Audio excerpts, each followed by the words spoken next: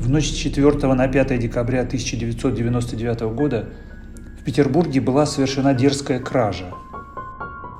Из научно-исследовательского музея при Академии художеств было похищено сразу 16 картин русских художников. Преступник вначале проник в помещение библиотеки, взломав пожарную дверь, а уже потом, открыв заколоченную старую дверь между библиотекой и залами музея, проник внутрь галереи. Картины находились на выставке в залах второго этажа. В основном это ранние произведения русских классиков. Среди них портрет Уткина, Тропинина, парк дачи Мордвинова, Шишкина, 2 академические картины Ильи Репина, портреты Крамского, Малявина, известный натюрморт Хруцкого. Грабитель действовал как главный герой знаменитого детектива «Возвращение святого Луки». Под покровом ночи он совершенно варварски вырезал старые холсты бритвой прямо из рам. Затем свернул их в рулон, открыл окно, выходящее в академический сад, привязал веревку к батарее и стал неспешно спускаться по ней вниз. В самый ответственный момент веревка неожиданно оборвалась, и горе-грабитель рухнул на землю. Оперативникам 12-го антикварного отдела угрозыска потребовалось около 3 суток на раскрытие этой кражи. Опросив несколько десятков возможных свидетелей, оперативники нашли человека, который той ночью невольно оказал услугу преступнику. Покалеченный грабитель умолял его срочно связаться по телефону с человеком, который спустя некоторое время приехал за ним на машине. Этот факт помог оперативникам быстро вычислить автомашину и ее владельца, а вскоре задержать и самого вора. Среди похищенных оказались 2 картины из собрания Русского музея. Это небольшой этюд натурщика Репина и картина «Актеон» Василия Шибуева. Очень сильно пострадала как раз картина «Актеон». В мае 2000 года картина была возвращена в Русский музей. Когда я впервые увидела ее, состояние картины было просто удручающее. Холст был грубо вырезан из рамы чем-то острым. Часть холста осталась на подрамнике. Везде были разрывы и порезы. Из-за того, что холст был скручен в рулон, появились жесткие деформации и замятости. По всей поверхности были изломы и трещины красочного слоя и грунта. Огромное количество утрат красочного слоя.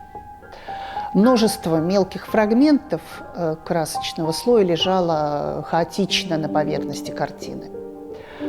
Было понятно, что прежде всего надо срочно сделать консервационные работы, укрепить красочный слой и убрать деформации холста. Дело в том, что картина когда-то давно была сдублирована для прочности на другой холст. Это отчасти ее спасло. Двойной холст не позволил смять или сломать картину. Сначала было проведено укрепление красочного слоя и грунта. Постепенно деформации и изломы холста были отпрессованы. Затем старый дублировочный холст был аккуратно удален с авторского. Прорывы и порезы холста были заделаны, а вместо утрат авторского холста были вклеены вставки из похожего по фактуре холста. Параллельно с этим был подготовлен новый холст для дублирования картины. Оба холста проклеились по несколько раз, и после этого дублировочный холст был наклеен на авторский холст. Решено было сделать новый подрамник. На этот подрамник вскоре картина была натянута. Затем вместо утрат красочного слоя был нанесен реставрационный грунт.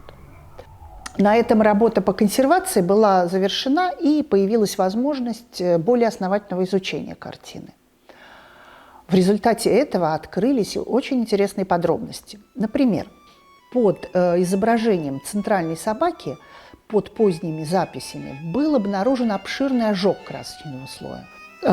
Участки переписок авторского красочного слоя были обнаружены при исследовании поверхности в ультрафиолетовом излучении.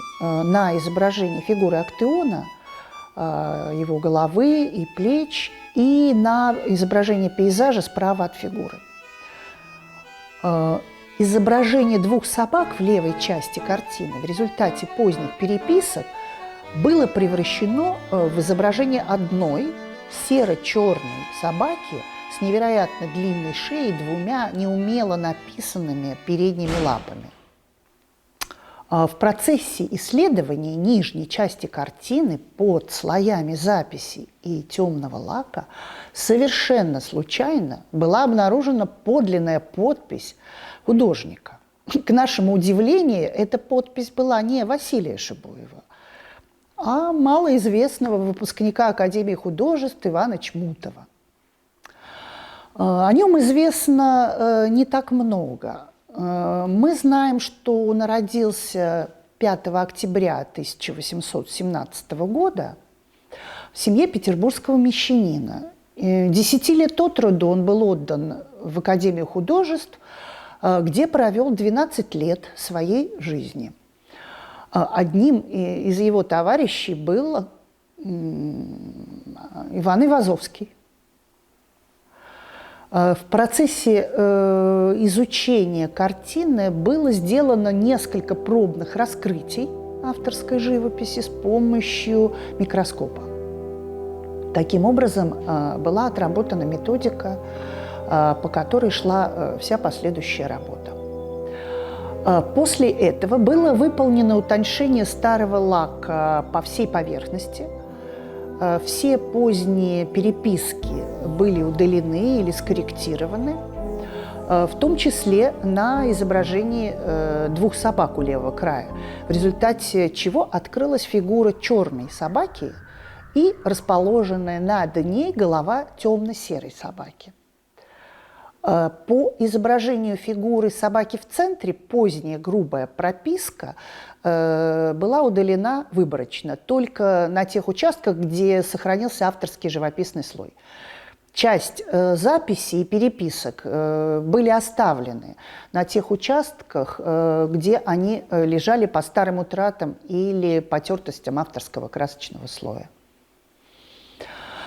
Сейчас предстоит большая работа по тонированию утрат авторского красочного слоя. Причем на утрате по изображению центральной собаки придется выполнить реконструкцию авторской живописи. Сейчас можно сказать, что самый тяжелый период жизни этого произведения закончился.